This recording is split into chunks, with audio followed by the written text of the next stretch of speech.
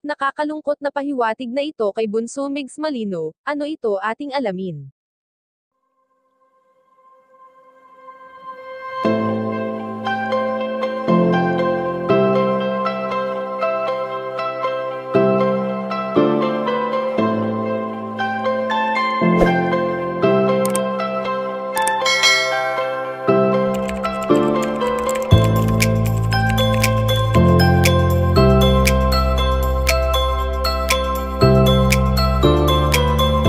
Aminado ngayon si Bunso Migs Malino na dumarating ang araw na nagiging masaya na siya sa kabila ng hirap na kanyang nararamdaman sa tuwing naaalala niya na minsan sa buhay niya ay nakasama niya ang kanyang pinakamamahal.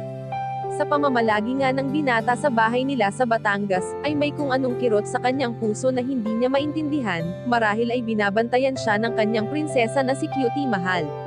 Alam naman natin na kahit hindi na muling babalik pa ang yumaong si Cutie Mahal sa piling ni Bunso Migs Malino, ay palagi pa rin itong nakabantay at nakasuporta sa bawat ginagawa ng kanyang attorney na noon ay kasakasama siya sa bawat pagbibigay nila ng tulong sa mga taong mas higit na nangangailangan. Sa dami ng masasayang alaala na iniwan ni Cutie Mahal sa binata, ay hindi madaling kalimutan na lamang ito ng basta-basta, bagkus ay palagi niya pa ring baon-baon ang mga sweetness memories nila ng kanyang katambal. Sa ngayon nga ay ayon sa aming impormasyon na nakalap na may nakakalungkot na pahiwatig si Cutie Mahal kay Bunso Migs Malino.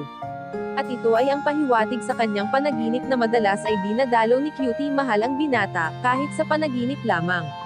At nitong nakaraan lamang nang ipahiwatig ng namayapang komedyante na nais niya na sana ay madalaw siya ni Bunso sa kanyang mausoleo. Kayo mga kachika, anong masasabi niyo dito? Please leave the comment and don't forget to subscribe.